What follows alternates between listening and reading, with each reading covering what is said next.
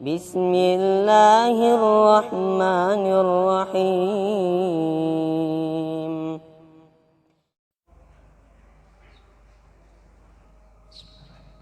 السلام عليكم ورحمة الله وبركاته.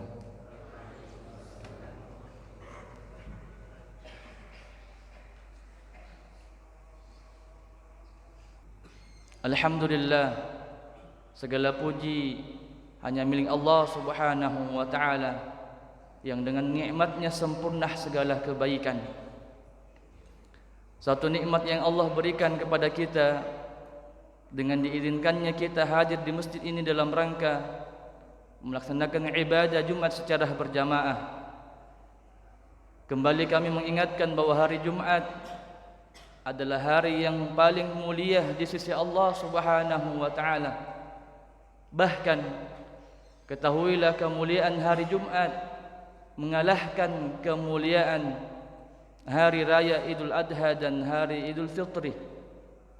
Sebagaimana hadis yang disahihkan oleh Syekh Al-Albani rahimahullahu taala, Rasulullah sallallahu alaihi wasallam pernah bersabda, "Inna yaumal jum'ah sayyidul ayyam." Adalah hari Jumat hari yang paling mulia di antara hari-hari lainnya. A'zamuha 'indallah, kemuliaannya terdapat di sisi Allah Subhanahu wa ta'ala. Bahkan kata Nabi, wa huwa a'zam min yaumil adha wa yaumil fitri, kemuliaan hari Jumat mengalahkan kemuliaan hari raya Idul Adha dan hari Idul Fitri. Oleh karena itu, kesyukuran kita bertambah dengan diizinkannya kita mengisi hari yang mulia ini dengan ibadah yang mulia. Semoga dengan ini semua bertanda Allah Subhanahu wa ta'ala ingin memuliakan kita semua. Jamaah Jumat yang dirahmati Allah Subhanahu wa ta'ala, insyaallah selang 2 hari lagi kita akan bertemu dengan satu bulan yang dimana bulan ini adalah bulan yang sangat mulia. Bahkan dikatakan bulan ini tidak ada samanya dengan bulan yang lain. Tidak lain adalah bulan Dzulqa'dah. Saat ini kita sudah berada di penanggalan 28 Syawal.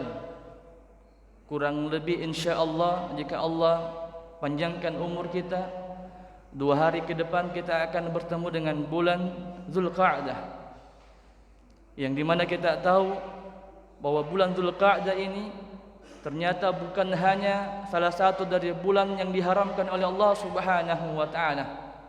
Paling tidak bulan Dzulqa'dah memiliki 3 keutamaan yang dibahas oleh para ulama. Yang pertama, bulan Dzulqa'dah tidak lain adalah bulan yang haram. Sebagaimana Allah Subhanahu wa ta'ala berfirman dalam Al-Qur'an surah At-Taubah ayat 36, A'udzu billahi minasyaitonir rajim. Inna 'iddatash syuhuri 'indallah 12 syahra. Sungguh jumlah bilangan bulan yang ada di sisi Allah Subhanahu wa ta'ala jumlahnya 12 bulan. Kemudian kata Allah Subhanahu wa ta'ala di ayat yang sama, minha arba'atun hurum, dari 12 bulan tersebut ada 4 bulan yang diharamkan oleh Allah Subhanahu wa ta'ala. Kemudian Nabi kita Muhammad sallallahu alaihi wasallam merincikan 4 bulan haram tersebut. Rasulullah bersabda, salasatun mutawaliyat, dari 4 tersebut 3 diantaranya berurutan. Yang pertama Dzulqa'dah, kemudian Dzulhijjah, kemudian Muharram, kemudian kata Rasulullah wa Rajabu Mudhar. Adapun Rajab berpisah, berdiri sendiri, baina Sya'ban wa Jumadi. Jamaah Jumat yang dirahmati Allah Subhanahu wa ta'ala, masih di ayat yang sama menyinggung bulan haram. Mengapa dikatakan bulan yang haram? Al-Qadi Abu Ya'la rahimahullah mengatakan, dikatakan bulan haram disebabkan karena dua alasan. Yang pertama, dikatakan bulan haram karena pada waktu tersebut diharamkan seseorang untuk saling berperang satu sama lain. Yang kedua, dikatakan bulan yang haram karena bulan tersebut diharamkan kita untuk melakukan kezaliman. Dan di antara tafsir masih di ayat yang sama, Allah Subhanahu wa taala berfirman, pada 4 bulan haram tersebut fala tazlamu fihinna anfusakum, jangan sekali-kali menzalimi diri-diri kalian. Kata Ibnu Abbas, orang yang faqih di antara sahabat, yang Rasulullah sallallahu alaihi wasallam telah mendoakan kepadanya, Allahumma faqihhu fid din wa 'allimhu ta'wil. Ya Allah, pahamkanlah kepada Ibnu Abbas agama ini dan pahamkan pula kepadanya ilmu tafsir. Di antara tafsir Ibnu Abbas, makna jangan zalimi diri-diri tak pada 4 bulan haram tersebut, maksudnya adalah janganlah kalian melakukan dosa di dalamnya. Karena kenapa? Mereka yang melakukan dosa pada bulan haram tersebut, Allah Subhanahu wa taala akan lipat gandakan dosanya. Sebaliknya juga, kata Ibnu Abbas, mereka yang melakukan amal soleh pada bulan haram tersebut, maka Allah Subhanahu wa taala akan melipat gandakan pahalanya. Oleh karena itu, dari sini kita tangkap insyaallah setelah 2 hari ke depan, pahala bacaan Al-Quran kita lebih besar ketimbang bacaan Quran pada hari-hari sebelumnya. Sedekah kita 2 hari ke depan ketika masuk bulan Zulqa'dah lebih besar pahalanya ketimbang sedekah yang kita lakukan sebelum masuk bulan Zulqa'dah. Demikian juga salat sunnah kita, salat duha kita, qiyamul lail kita, terlebih lagi pahala-pahala wajib kita.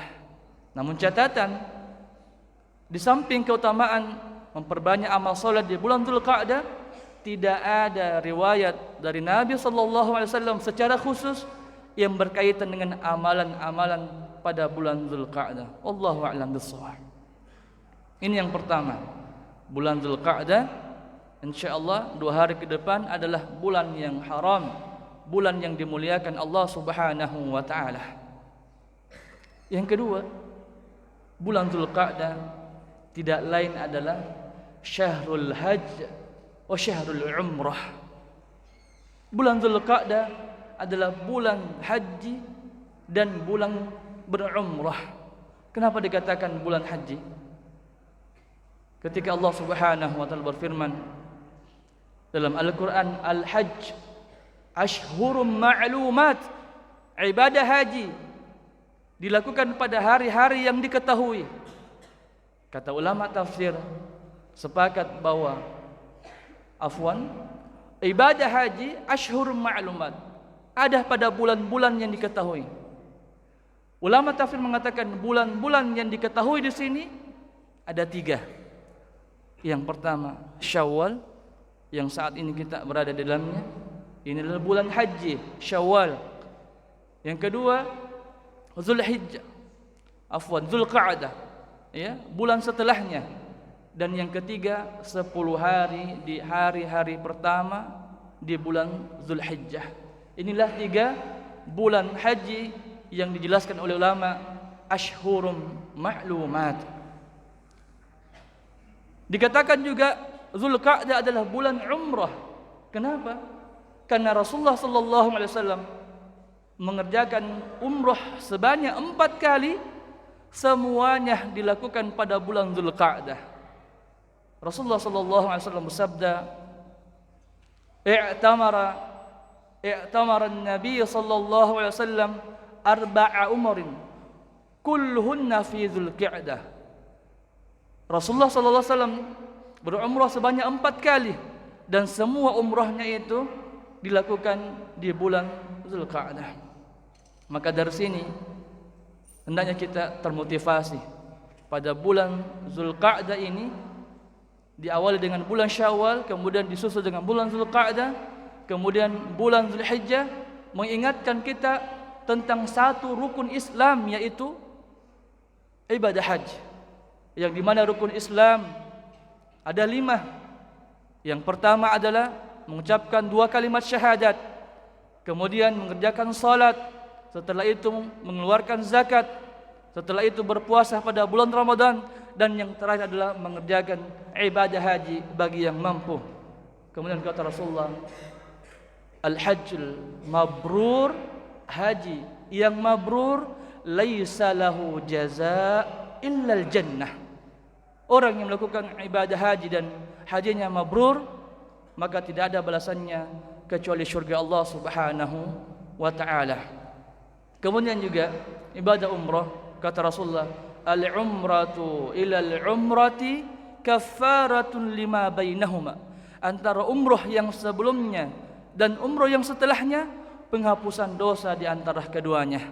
Semoga Allah Subhanahu wa taala memudahkan langkah kaki kita untuk mengunjungi 2 tempat haramnya dalam rangka melaksanakan ibadah haji dan umrah. Allahumma ya hayyu ya qayyum a'inna ala ada'il haji wal umrah wa taqabbalhuma minna la ilaha illa anta. Allahumma arzuqna li ziyaratil haramain. Allahumma arzuqna li ziyaratil haramain li ada'il haji wal umrah. Amin. Allahumma amin. Yang ketiga di antara bentuk keutamaan bulan Zulqa'dah, ternyata bulan Zulqa'dah adalah bulan di mana Allah Subhanahu wa taala mengundang nabinya Nabi Musa alaihissalam untuk diberikan risalah Taurat. Allah Subhanahu wa taala berfirman dalam Al-Qur'an surah Al-A'raf ayat 149. A'udzu billahi minasyaitonir rajim. Wa idz wa'adna Musa 30 lailan thumma atmamnaha 'ashr. Dan ketika kami menjanjikan Musa kitab Taurat, dan ketika kami mengundang Musa alaihissalam untuk memberikan kitab Taurat 30 lailan, disebutkan di situ 30 malam. Kemudian ditambahkan 10 hari. Kata ulama tafsir, 30 malam di sini maksudnya adalah 30 malam pada bulan Zulqa'dah. Oleh karena itu, berkumpul kemuliaan bulan Zulqa'dah yang insyaallah 2 hari ke depan kita akan masuk ke dalamnya. Oleh karena itu, mari kita mempersiapkan diri, memohon taufik serta hidayah kepada Allah Subhanahu wa taala agar kita mampu melewati hari-hari pada bulan Zulqa'dah dengan amalan ketaatan kepada Allah Subhanahu wa taala.